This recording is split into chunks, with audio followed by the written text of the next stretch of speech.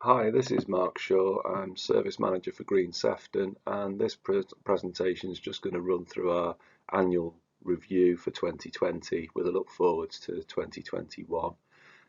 Green Sefton was created in 2018 and brought together the former Parks Service, the Coast and Countryside team, and the Flood and Coastal Erosion Risk Management teams. Overall, we've set out and adopted a service vision, which was adopted in 2019, and there's a review and detail available online if people wanted to look back into that. So looking at this presentation then, we have set this strap line and we're looking to improve the quality of all life in Sefton.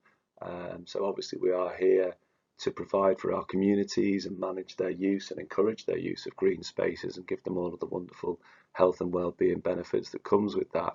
But also we are custodians of this pretty special landscape, this spectacular landscape that we look after on the coast, in our parks. We've got allotments, street trees, sport and recreational facilities, outdoor playing pitches and so on. And there's an incredible array of life within that, from plant life, birds, other flora and fauna. So that's what we've sort of set out as our overall sort of vision, to create a sustainable Sefton for 2030.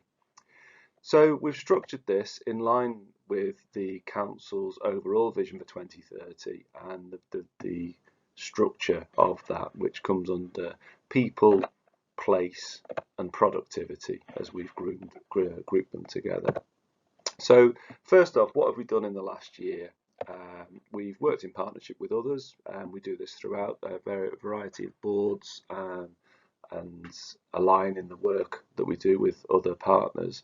But in particular this year, obviously COVID has put a curveball on everybody, and the multi-agency working that we've done this year, aligning ourselves with other landowners and the emergency services across the whole borough, has been tremendous.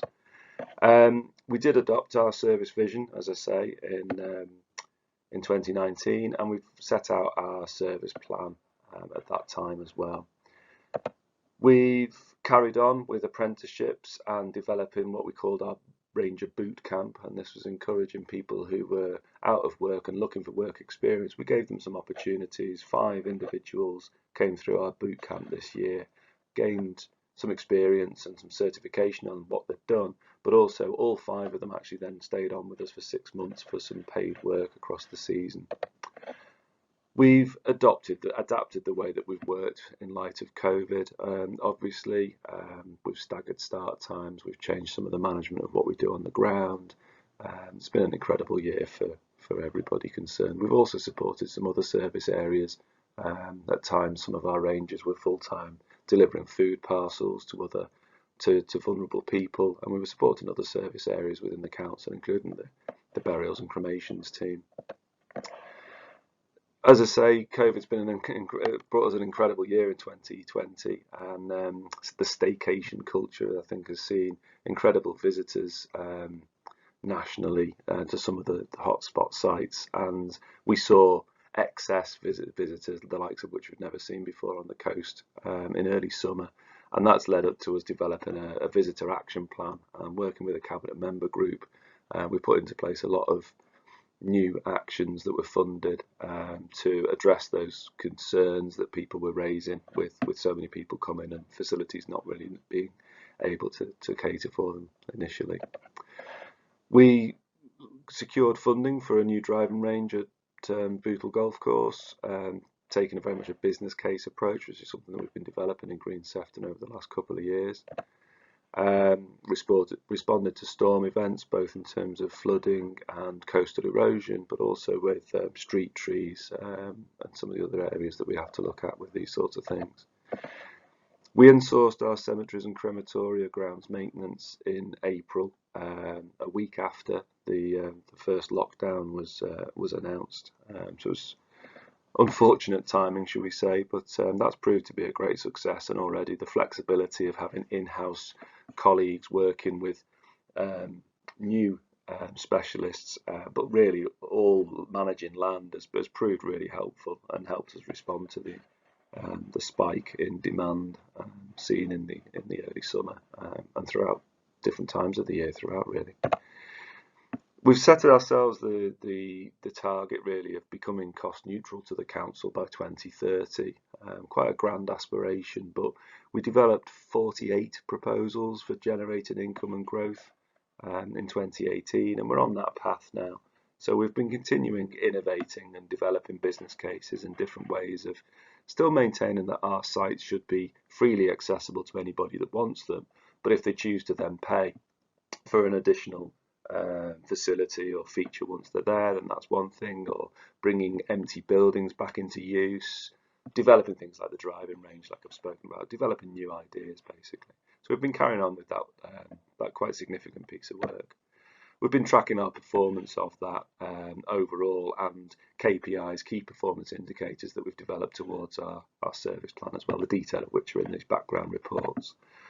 And climate change has been a big agenda internationally during 2020, and Green Sefton were a founding member of the Officer Working Group for the Council once the climate emergency was declared in July 2019. So we've been closely working with colleagues from across the Council on that and demonstrating or feeding in how landscape really can respond to the climate change, but also how it's being influenced by it as well. So that was what was done in 2020. Looking ahead to 2021 then, we'd like to develop our communications further. I think we've seen some good success in some of the things we've done this year, and I suppose this presentation is a step towards that. And also we want to resurrect the old customer satisfaction surveys that were done in the disparate services previously, as a way of really sort of informing our thinking about where we direct our time and resources. We are a smaller service than we once were, so we are stretched incredibly thinly, and we need to communicate that so people understand it, but we also want to sort of work positively forward, looking forwards, and to be aligning that with how our customers want us to be providing services. Ensuring that we are COVID secure heading into 2021. Obviously, restrictions are going to be still in place, so we need to make sure our staff are safe, and so are our visitors and our residents when using our open spaces. So we'll continue responding to national guidance and developing new ways of working with that in mind. Staffing capacity, I've mentioned, is we are stretched incredibly thinly. So we're looking at these business cases and innovative ways of generating monies and surplus, of then ring fencing that and securing new apprenticeships, new work placements, new roles within the service, because ultimately a lot of the feedback we've been getting is people want to see more boots on the ground, more people out and about on site. So that's something that we're taking very seriously and putting a lot of effort into. And then in terms of the overall service, we've developed this ambassadorial mindset where we're all here to serve our communities, no matter what role that we play within Green Sefton. We are all a wider team that's very frontline and public facing. So we're going to continue to develop that. Nurture nature, snappy little title, but it's something that has to be fundamental to what we're looking to achieve and in our mindset of everything that we do. We've reflected that we need to revisit some of our strategic approaches and develop new ones. So during 2021, we've already started work on some of these things, but certainly during 2021, we'd see ourselves adopting and consulting on a tree and woodland strategy, allotment strategy, an FSERM strategy. This is the flood and coastal erosion. Football development, and looking to develop something about the nature conservation strategies as well that have been in development for a little while now. And these will help respond to the customer feedback, as I said, and then direct us for the future, taking this visioning sort of exercise a step further. Also, we need to look at the development of our coastal gateways. We've done a bit of work on a strategy for that in the future. For the 4 main coastal gateways, the big honeypot sites that we've got on the coast in Sefton, and looking at the visitor action plans about how we accommodate people within those.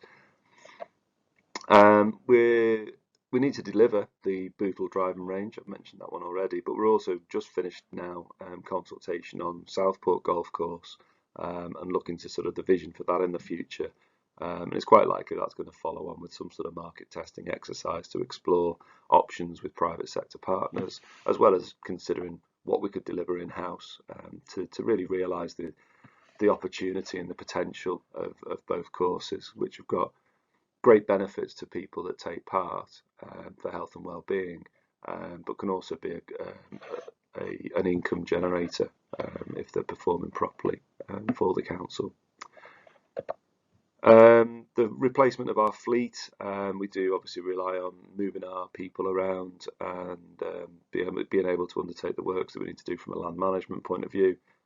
So there's some work to do to just finish off the replacement of those to make sure we've got the right kit and machinery available to us.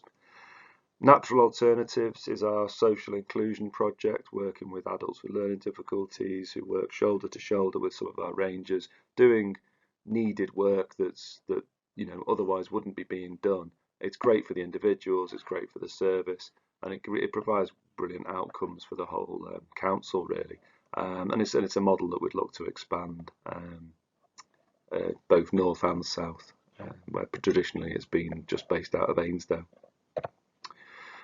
Overall, looking to develop a vision for our places in the future, so that we've got a vision of where we want them to get to, and then we can then sort of figure out how we're going to fund that and prioritise that. But taking that on overall for the whole borough is a great big task, which is probably we haven't got resource for. So we're going to take it into bite-sized pieces, but not just look at individual sites, but look at how they interplay and relate to the adjacent or nearby green spaces and overall green infrastructure. And that's going to lead to sort of thinking about the changes to our overall landscape management. Already in parks over some time, we've been moving towards a more naturalised approach. We've got less ornamental seasonal bedding, which isn't really very environmentally friendly. But if we have things like wildflowers and longer grass areas, when it's managed right, it can still look great. But it's got different benefits to biodiversity and climate change and so on. Carry on with the innovative approach that I've mentioned. Business cases are being developed on a whole number of fronts. We're always trying to innovate and come up with new ideas of how to develop the service and the facilities that we provide for our communities, as well as thinking about that those sort of resource demands that we've got to try and increase the staffing capacity and budget so that we can start maintaining the landscape in a way that I think people probably expect it to be. And then overall, the green recovery movement is massive right now. It ties in with the climate change agenda and the overall action plan. I think that's very much in people's mindsets right now. So there's something threading through everything that we do, and we've indicated that as a golden thread that we need to bear in mind in everything we do. So there's a few headlines really. That's all it can only ever be. There's all kinds of other stuff going on. By all means, have a look online. Our contact details are there if you've got any more queries or want any more information. And we'll keep people posted as we go. Thanks for listening. Thank you. Bye.